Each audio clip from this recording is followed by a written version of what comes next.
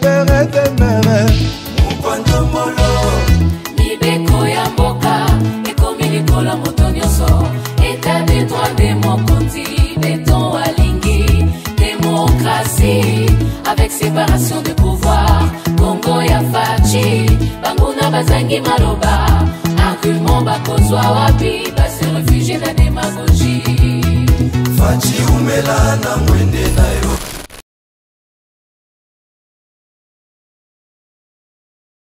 Vous allez béler ya kolanda biso vraiment à travers le monde, mesdames et messieurs. Bonjour, bonsoir, ça dépend. Il y a ba R Oyo, vous allez vraiment se retrouver dans la place, vous allez biso toza awa pour nous servir bino na République démocratique du Congo, précisément à Kinshasa. Moi, c'est le Mobutu de la presse. Je suis là pour vous informer. Kota lisabino ndenge Congo ezali kotambola, mboka na biso ezali ko fonctionner ndenge sur le plan politique. Mais ya moto banda, vous partagez ba lien na biso, vous partagez ba lien, vous commentez, vous allez ebele pour toutes les informations. Ya mboka na biso République démocratique du Congo.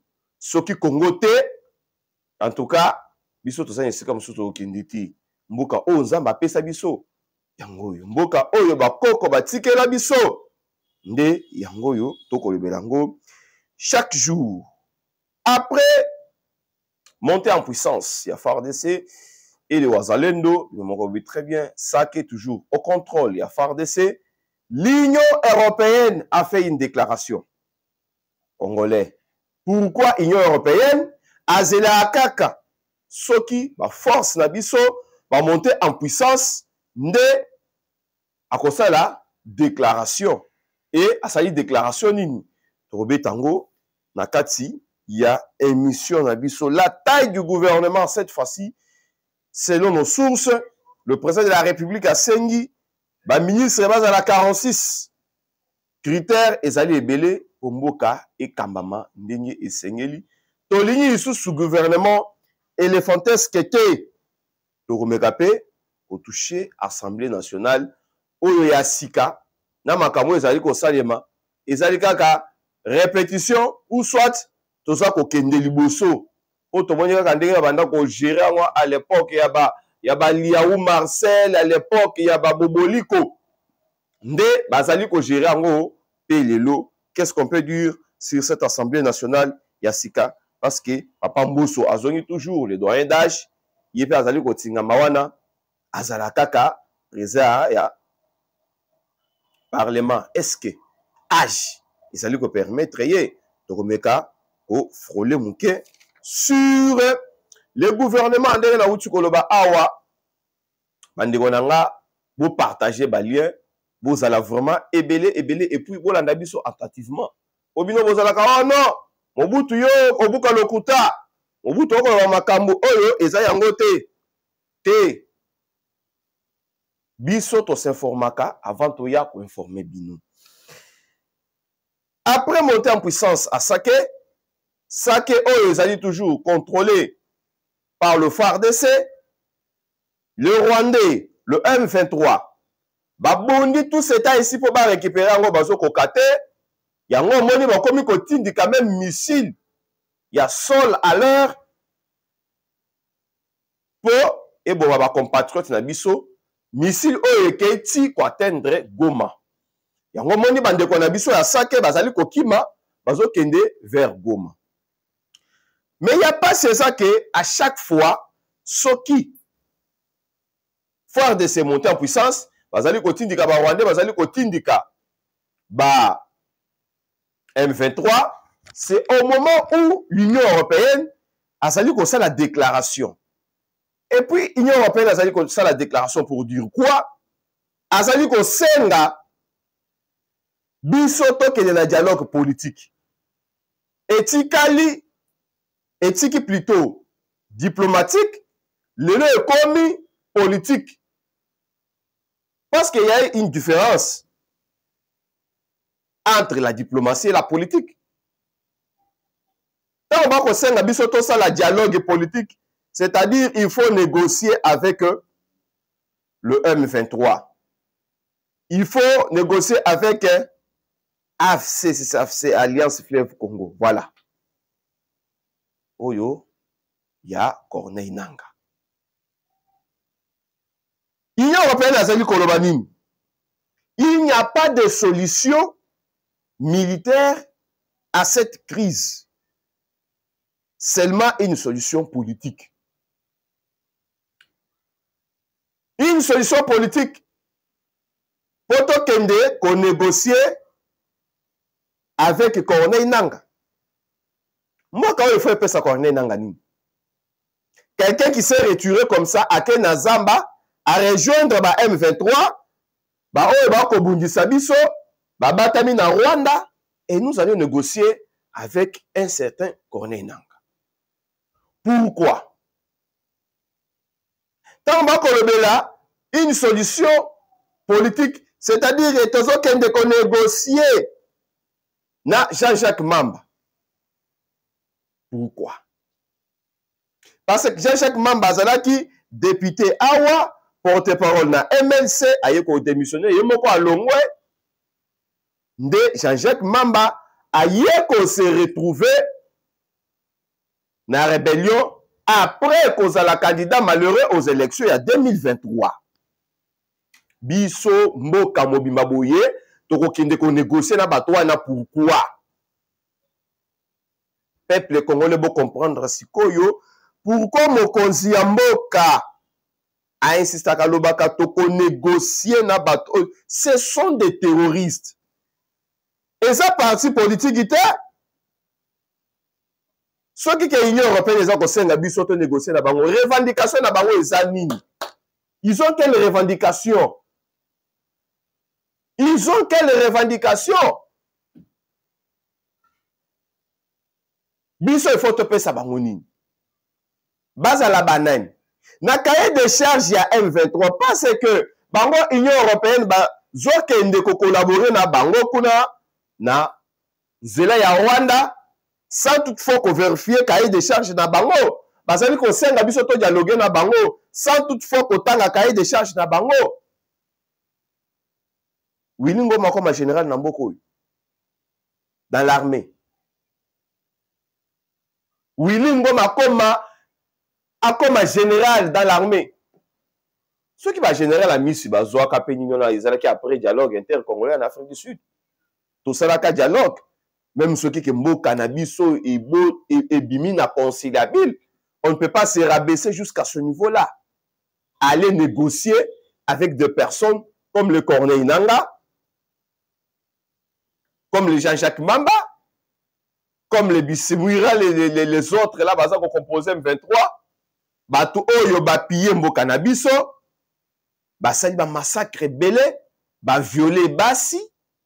Ce sont ces gens là oyo Union européenne aza ko senga biso to ke no négocier na bango. Mais avec Félix Tshisekedi ça ne passera pas. Ça ne passera pas. Il faut pas comprendre que na terrain bato na bango baza na position moko ya faiblesse, bazali kokima, c'est au même moment, bango bazali kosa la déclaration, na kosenga Rwanda na kotika ko soutenir ba M23, na kosenga Rwanda à se retirer na RDC atika Bitumba. Voilà maintenant aujourd'hui, et là qui c'est noir sur blanc que les Européens, bazali complice, ya makam oyo ezali kolika. Ya sa République. Bazali complice. Pas seulement ça.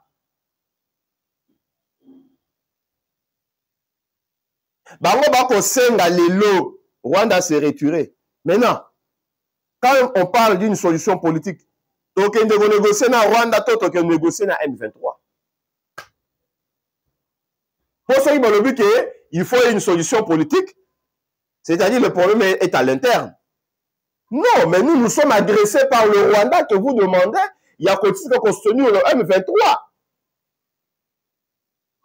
Rwanda, Lelo, Azali, je peux dire commissionnaire, il y a des minéraux Nabiso. C'est ce qui se passe aujourd'hui. On ne peut pas aller négocier avec le Corneille Nangaa. Au contraire, nous demandons à l'État congolais Batou Oyo bo retirer bango nationalité. Des personnes comme les Nangaa. Ça dit qu'autant Mola Boye, non, c'était. Non. Bon, ben bango nationalité. Ba Jean-Jacques Mamba. Ba Oyo, c'est ça qu'on s'est réclamé, ba Congolais, na 4 il y a M23. Pour retirer bango nationalité. Pourquoi ça tarde? Parce que Nanga se réclame aujourd'hui Congolais à Kenazam. Bisoto négocier naïe. C'est pourquoi vous voyez Corneille Nangaa créer un parti politique avant son départ na Zamba. Pour accommoder nos politiques, pour trouver qu'il y a na institution à appui à la démocratie. Ou yoto bengi seni. Pas seulement ça. Mais il y a des révélations. Il y a monsieur Didier Kamere. On a le but que Ezana Batumususu a un parti politique. Mais ils ont collaboré avec le M23. Peuple congolais, souvenez-vous à l'époque, Vital Kamere. Parce que dans mon batoa, INC déjà, ils ont s'agité. Yé atangi kombo mutute. Mais déjà dans mon batoa Lingomba ya Vital Kamere, bazali ko s'agiter pour répondre à Didier Kamere. Didier Kamere qui est le frère biologique de Vital Kamere. Qu'est-ce qui se passe? Makamunaye eza akozwa avec beaucoup de sérieux, surtout au service de renseignement et à la justice. Justice pas seulement ya koyebi ça va toquer muto koyeba makamwa cherbe okende akopesa résultat le contraire va poursuivre et pas vendette.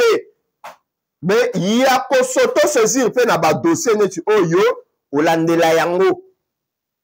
O papa mboso lobaka yango wana perchoir loba na micro. Quittez les groupes armés. Vous les députés, quittez les groupes armés. Oh non, Mobutu yo koko sa. Mobutu ko maka mo lokuta non. Mboso loba phrase to loba ngoti. Mais c'est Vital Kamere à l'époque appelle ça plus de 30 ngombe na famille à monsieur James Kabarebe. Oboyebi azaki le général tout puissant na régime. Il y a Paul Kagame, aujourd'hui en retraite. Moi, il y a Balaki, il y a Bangombe. À quelque part, c'est parce qu'à l'Est, Bangombe est une richesse. Ça, là, fromage, miliki, souni, tout ça. Ngombe ndengezawana. Makamweza ibele. Après ça, plus de 30 ngombe. Bon. Après ça, qui le col à la coutume, le col à cadeau, chez nous les Africains et surtout à l'Est. Pas seulement ça, monsieur Vital Kamere, aye kolongo awa, à Kenya Est, à l'obéir, il faut à ça la tourner à comprendre le Gamba et ses années étant que natif. Et quand il est rentré avec son rapport, à l'obéir, il faut toujours dialoguer. C'est là où moi, je pressens quelque chose et je sens une mauvaise odeur. Dans tout ce que monsieur Didier Kamere a lobby. Parce que l'Union européenne y a un senga bisoto kendeka na dialogue. To kendeka na dialogue. Dialogue est aussi politique. Donc, ce qui m'a dit que tous ceux qui ont négocié na Martin Fayoulou, tous ceux qui ont négocié na bande de la biso peut perdre, tous ceux qui ont négocié na Moïse Katumbi, tous ceux qui ont négocié Penanang. Parce que le dialogue politique, ça fait que l'opposition là-bas, oh, il y a bazali bataille politique dans ce pays. Ce n'est pas avec n'importe qui. Moutouazali rébellion, quelqu'un qui attaque la République, quelqu'un qui tue les gens. Et l'Union européenne nous demande de négocier avec une personne comme ça. Et ils insistent. Non, il faut toujours une solution politique. De quelle solution politique s'agit-il? Et là, quand on dit, biso tokopé ça, na, nanga. Et là, quand on dit, biso tokopé ça, na. Batunyo surtout, baké na rébellion, qu'on a le la Jean-Jacques Mam. Na ba Willingo, ba ko se réclamer, ba Congolais. Et en réalité, c'est à vous de collaborer avec la RDC et d'aller par trichement la nuit collaborer aussi avec le Rwanda, avec le M23. Vous les Européens. Et aussi, M. Paul Kagame, attention, c'est déjà sous Kanayo. Mundele se lokamo koya na moi boui. Obanda ko sala makambo na butu. Mais ya commencé so makambo na moi, aligné exposé yo. Et puis bon comme na souka. Quelque part c'est ce que je comprends là bato oyo. Mais là où je ne suis pas d'accord avec eux, ta ba ko senga biso to sala dialogue politique. Dialogue politique. Parce qu'on ne peut pas dialoguer avec le Rwanda politiquement. Le Rwanda, c'est la diplomatie. Tokoki ko Kenya bango, koyo ko Sorana bango, pourquoi vous gardez le rebelle? Baya ko menacer biso. Batouana, il faut ba obo rapatrier bango awa, étant que pays voisin. Mais le Rwanda a sali ko sali la bango. C'est pourquoi vous voyez le chef de l'État à quel Europe a circulé en Europe, à quel na Qatar. Oyo, M. Paul Kagame a kende ko zombongo kuna ya kotonga usine ya transformation ya or. Or yemoko azalaki nangote, a kenda bongo aux Émirats Arabes Unis, a kenda bongo na Arabie Saoudite ba pesa ya mbongo le mot azali condamné toujours ya kosala rébellion pour azwa minerai ya kofuta bato wana. Mais Qatar no moko bolandi moko zamboka azalaki na Doha akutani na ba autorité kuna malgré na moyi bato mosusu ba kosala ba commentaire no ba yambaki ce qui pas secrétaire ya ministre affaires étrangères les Wembi qui sont là pour tweeter na compte ya bato ba ko menacer biso. Il ne faut pas suivre ces choses-là.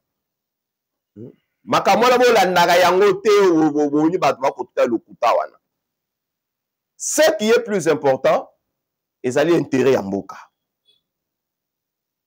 Ce qui est très important, c'est l'intérêt à Mboka. C'est pour contourner l'opinion. Intérêt à Bisso.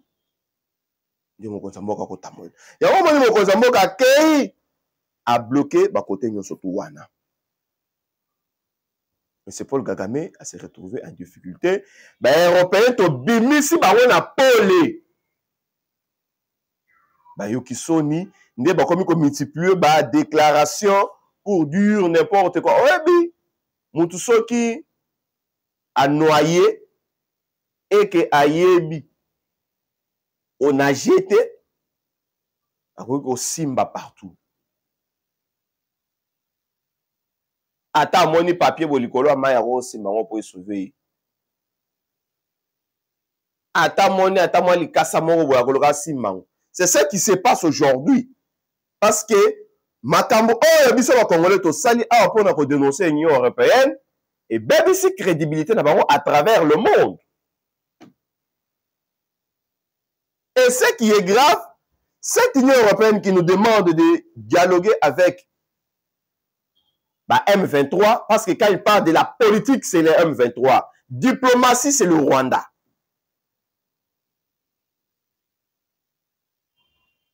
Ces mêmes pays et dans l'Union européenne, bah, qu'on appelle sanctions contre le régime de Paul Kagame. Voilà comment les Européens ont soufflé au chaud et au froid. Ils ont l'air pions ici. Didier Kamere, c'est quelqu'un oyo il faut tobater là. Aye bisabiso, bato o baza awa. Po o papa mboso lobaka déjà. Ebele bakeye. Ebele bakeye déjà. Ebele bakeye bakatisi déjà, bakeye.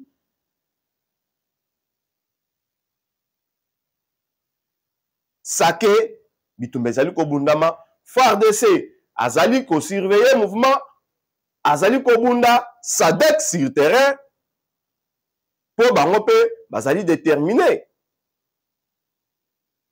Monsieur le président de la République, si ça ne va pas avec ces gens, tokoki ko lever option mosusu. Tokoki ko lever option mosusu, mais je sais très bien que avec l'installation, il y a 2 chambres, il y a parlement. Il y aura encore une solution supplémentaire par rapport à la situation à Est. Parce qu'on ne peut pas rester comme ça. Le Rwanda qui lance des missiles, et qu'on va dans Sake, et qu'on va Goma, et blessé Batou. Et aujourd'hui, nous avons Batou Siko et Goma, comme on revendique, on a taxe. Il y a Biloko, parce que Biloko, ils ont mata, bloqué Goma. Bato bazo ki Masake bazo ya Goma, bato o bazo lo Bukavu bazo ya Goma, baza bloqué ba territoire nyonso tout. Et banda ko nourrir Goma, ils ont bloqué par ces méchants de M23, ces terroristes de M23 de M. Paul Kagame. Ils allaient bloquer. Tout ça, les Européens, ils allaient comme on a voté. Et au gouvernement de la République de penser dans la situation, parce que ceux qui vont réclamer les bosseurs, c'est là qui contre le M23, contre Paul Kagame, maintenant, comme contre le gouvernement, il faut revoir la taxe. Ou les zones de guerre, la taxe, il faut quand même vivre. Par commerçant, ils vont se sacrifier, ils vont se kuna. Tu as vu des personnes qui ont dit parce que kuna pas zo fouti ça. Makambo bozomona tobeta masolo ezali pasi na pasi. Bana bazo tanga te, batu bazo kima, batu bakufi. C'est l'Union européenne qui nous demande, nous, d'aller négocier, de dialoguer politiquement avec les Nang. Je ne sais pas. Mais M. Didier Kamere, malgré ça, awa sikoyo, le dialogue politique. Mais sur l'arrivée qui est toqué dans le dialogue politique, en même temps, vous avez critiqué M23 na Moï, na Boutou, vous Salanini. Vous avez kende pour soutenir Bango, pour soutenir Paul Kagame. Ce qui est grave et gravissime. Mais c'est Didier Kamere yebisa biso. Balobeta keza Vital Kamere. Poto moyi batuya INC baza déjà agité. Baza déjà agité.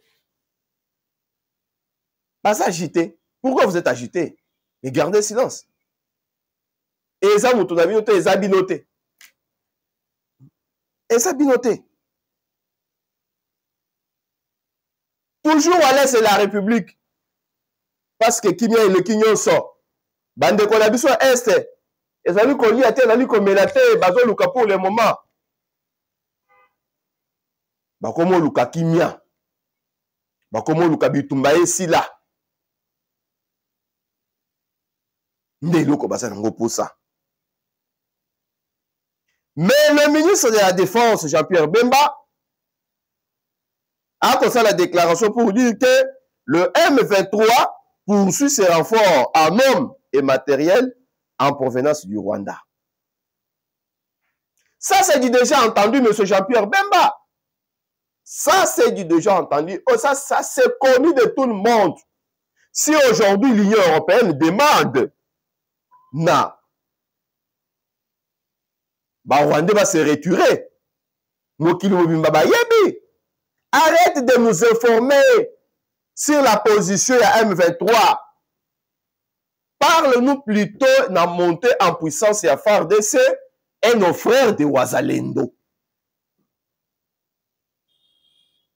Et nos frères de Wazalendo. Quand on pèse biso on dirait comme porte-parole à M23T. Ça, c'est nous entraîner encore dans la psychose, monsieur Jean-Pierre Bemba. Il y a quand on pèse biso formation et biso que ndenge yali awa. FARDC to récupérer place boye, Wazalendo dans un village boye, ou dans un village boye. Et quand vous venez ici pour nous dire que on va renforcer matériel, c'est si comme Topola. C'est si comme Bissot Tozali Kopola sur le terrain. C'est si comme Bissot Tozali Kopola. Or, il faut qu'on paie sa position. Il y a ma pinga na biso. Il faut qu'on paie sa position. Ma pinga na biso. Que bazo bunda, ba komi boye, ba récupérer village boye, mboka toko récupérer ango. C'est comme ça. Encourager ceux qui sont forts. Na biso ba eto tikali parce que nous sommes inquiets. Que nous amène un discours là. On a croyé biso que oh non, bah M23 va se renforcer. Ça va nous aider nous en quoi? Au contraire, écoutez comme ça dans l'état de psychose.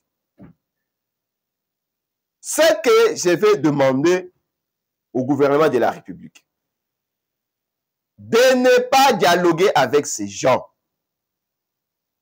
De ne pas dialoguer avec ces gens. Il faut pas respecter fait de route ya Luanda. Ndenge to signaka yango to yokanaki ba se retirer dans sur terrain ba ponyele bango bisika ya cantonnement nde to koyeba makamusu sous après ba libérer zone nyonso tout wana eza occupé nde ba se retirer.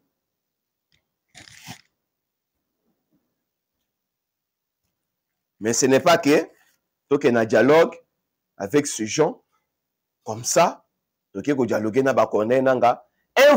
de la République, quelqu'un qui a volé dans ce pays plus de 100 millions de dollars, Corneille Nanga, le but que de dialoguer n'a parce que vous, les Européens, vous avez un intérêt à protéger l'Est. Mais tout ça, ces années-là, la colonisation. Tout va comprendre nous avons déjà compris que bino ba européen de vous allez ko baby Afrique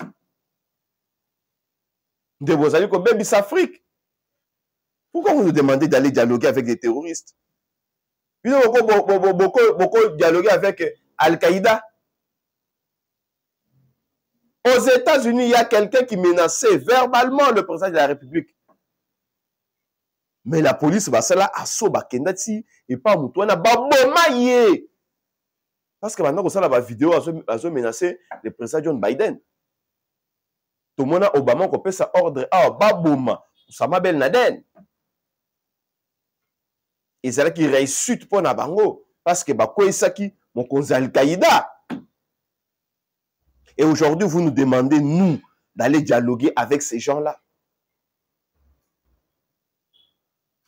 En tout cas, ils allaient pétard mouillé. Il faut plutôt nous faire d'autres propositions. Parce qu'on en a marre. 12 millions de morts, c'est trop. 15 millions de morts, c'est trop. C'est trop. Et dans la région des Grands Lacs, combien de bateaux bakoufi l'eau? On a des minéraux, on a des richesses.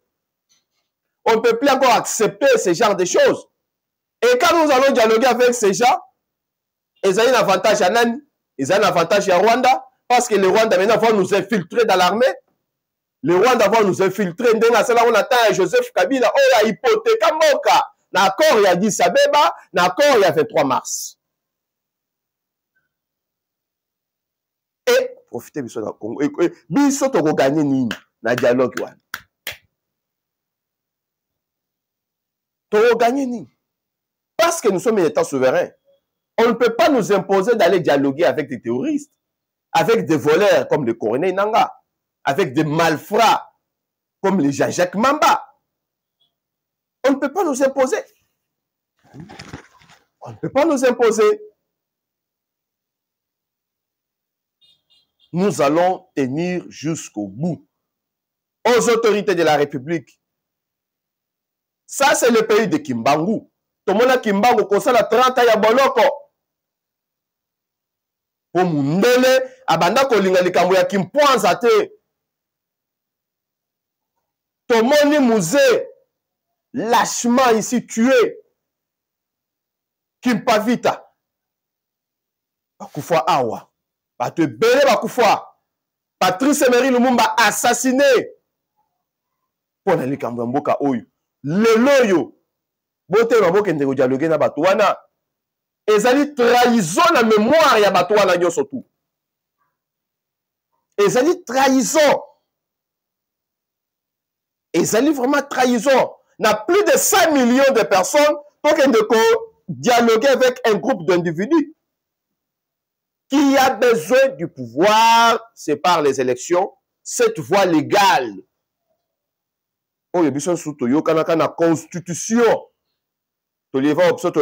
En tout cas, pour comme on pour accéder à l'institution, il y a toute une procédure. Ce n'est pas que yo kamati mandu ki okei na zamba et par rapport aux autres, c'est la dialogue politique. Dialogue politique. Mais vous exagérez. Dialoguer politiquement avec ces gens. Dans ce monde Félix Antoine Tshisekedi Tshilombo, on négocie na bato oyo. Parce qu'on parle de la politique aujourd'hui, na dialogue politique au Bako Senga Biso, on vient maintenant à Kinshasa, là où bazali ko discuter makambo ya gouvernement. Ndenge na uti ko annoncer bino awa, selon les sources d'information, obiso to fuyaka to kendaka kozwa ba information pour la kopesa bino. Tu vois makambo lokuta te. Excellence, monsieur le président de la République, alors cette fois-ci, il faut tailler gouvernement. Et ça, la nini est diminué. Moi, je suis d'accord avec lui.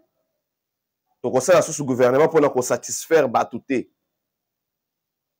On a été le coup de la baron la famille politique, moi, comme ça, la gagne gouvernement. Il faut tout ça, le gouvernement, attends, il y a 15 personnes, mais il peut se résultat, il y a Malunga. Et aussi, et c'est la bigetivore, et le fantasque, et le bas, il y a le poton. Et gouvernement, oyo, bah, critères, les amakasi. Âge, il faut compter. Botala papa mboso, botala papa bati, papa na bako kota sous gouvernement te. C'est beaucoup mikolo.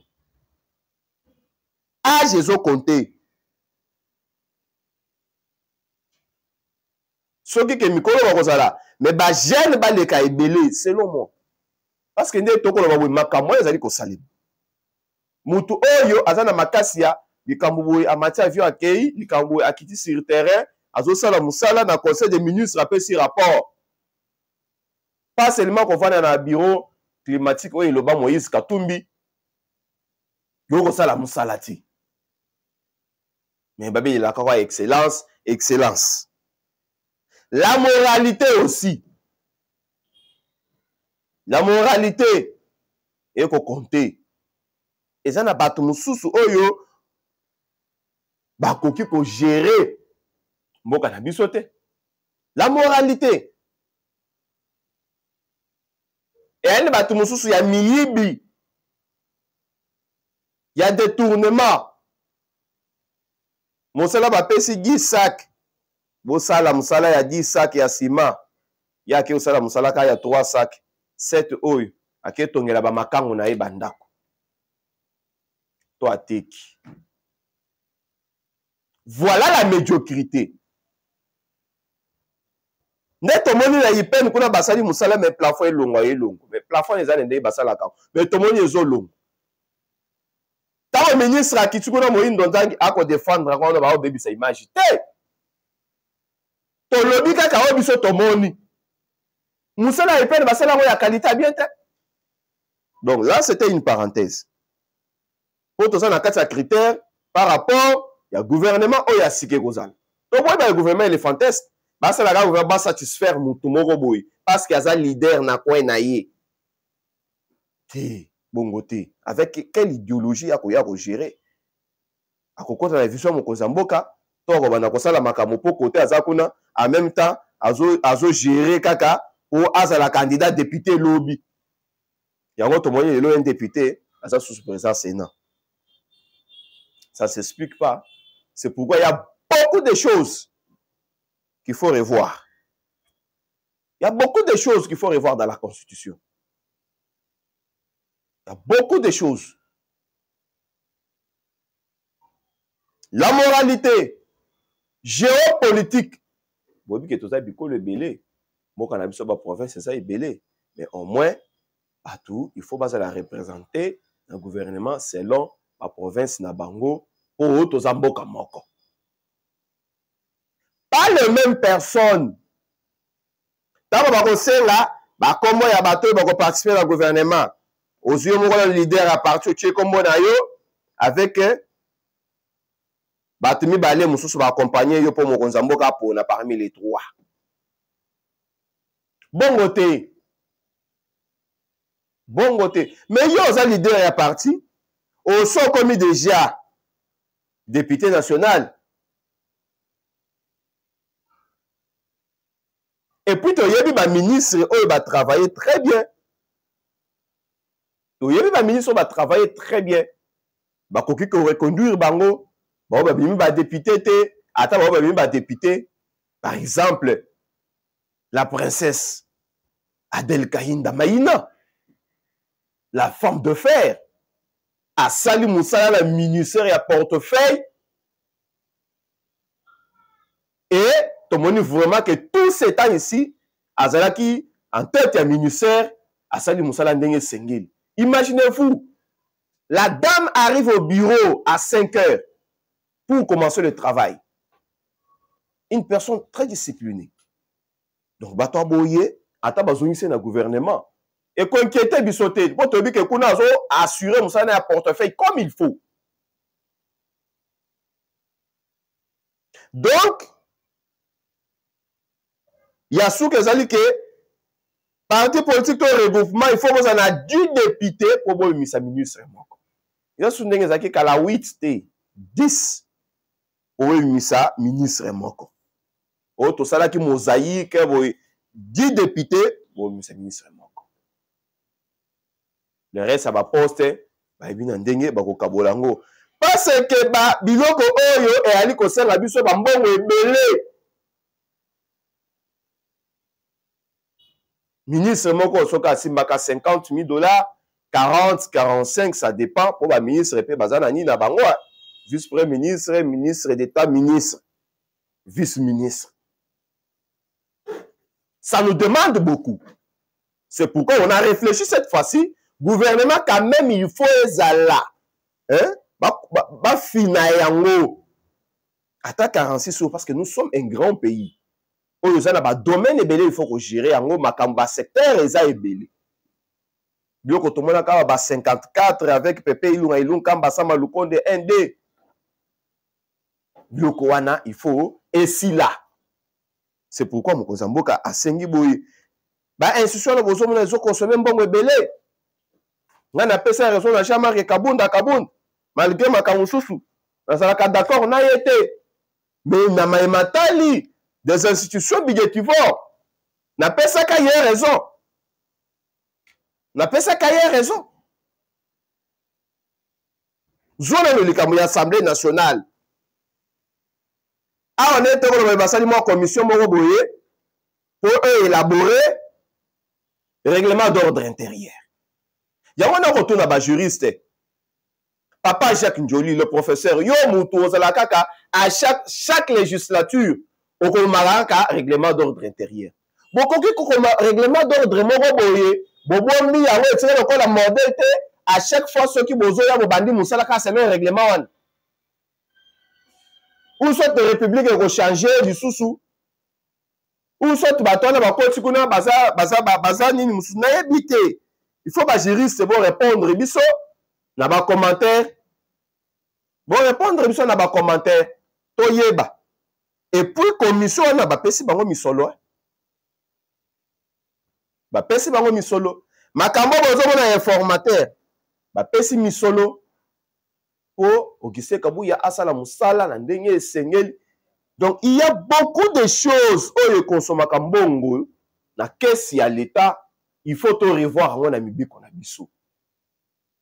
Pourtant, il y a gouvernement pour réduire en gros salaire à bas député, salaire à bas sénateur, salaire à mokonzamboka, salaire à bas ministre. Pour réduire en gros côté quand on a salaire moko boye, ko permettre bango ba vivre ndenge esengeli. Boli misanga na ko pangosa mingi po Kishasa courant. Ils moko boyebi. Déjà on y a SNEL ba longola ka ya wa peuple congolais to longola ka wa député to longola ka ye.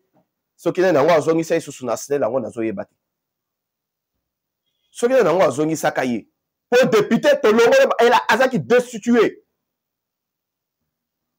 Tala le nde to komi kotoka. Po que moyen ça là réalité.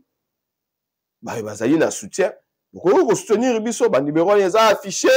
Vous pouvez soutenir biso avec tout ce que vous avez. Regardez comment vous avez ça. Mais nous sommes toujours demandés. Il y a que ça la moussala à la République. Il y a que ça la moussala à la République. Voilà, mesdames et messieurs. Donc, le règlement d'ordre, c'est là qu'à chaque fois, on a un règlement d'ordre à Sika. Chaque fois, chaque législature, il y a un règlement d'ordre. Mais ça même Moussala bako sala na parlement. Et ça même Moussala bako sala. Télévision ezali radio te. Eloba ndekonanga sango mutombo. Télévision ezali radio te. To komi na suka ya émission na biso. Na uti ko landa awa le général Kilimba Limba yo muto zali ko kamba Kishasa papa. Nga vraiment naza d'accord na yo te hein. Na d'accord na yo te. Des fois na moyen de situation qui cherche ça ko dépasser yo. Situation kin et ko dépasser yo. Naza d'accord na yo te makambo ebele na kozongela ngolobi awa. Oya beta masolo ya mboka. O mboka ezala biso nyonso. Mboka ali ya mutu te. Mboka ezala ya biso nyonso. Mokonza mboka azalaki na Turquie hein. Avant kende Doha na Qatar, aki na Turquie, asaki na Istanbul, atamboli akutani na bato bako koya ko nettoyer Kinshasa. Mais au moment na bato mususu bavandi kuna na ba rotana, ko kabola mbongo na ba parlementaire, ba soutenir bango ba gouverneur. Po mokonza mboka na suka, akelukela bino bato hein, ko koya ko assainir Kinshasa. Bozo la ko ba gouverneur. Boye ba très bien que bokokuta na biso peuple. Poto za susunata wana ya André Kimbuta Kabila dans la dictature. Okoki ko critiquer pour muto a pouvoir te. Te! Awa ezali osali mabe to biso papa. Ozali muto a pouvoir. Tala. Makamu osali ezali bien te. Tolingi ya wote, il faut revoir. Toza sunata wana te. Le temps est révolu. Oh, ya makambo. Oh, bino bozo kanisa. Poto moni ebele bazali koela. Kinshasa sali miroir. Et aussi à l'UDPS, oh, boza la majorité na kati ya parlement provincial. Bo pesa biso bato oyo esengeli. Bazala na vision ya mokonzi ya mboka. Félix Antoine Tshisekedi Tshilombo. Là, c'est pour terminer. Poto yo ki déjà bambongo yali ko tambola na katanga kuna baboyi wandani bato IDPS musu ba soutenir ye finalement pour les bolingi bo livrer biso ba spectacle désolant to kolinga ngo lisusu te botala ndenge ngobila gérer Kinshasa na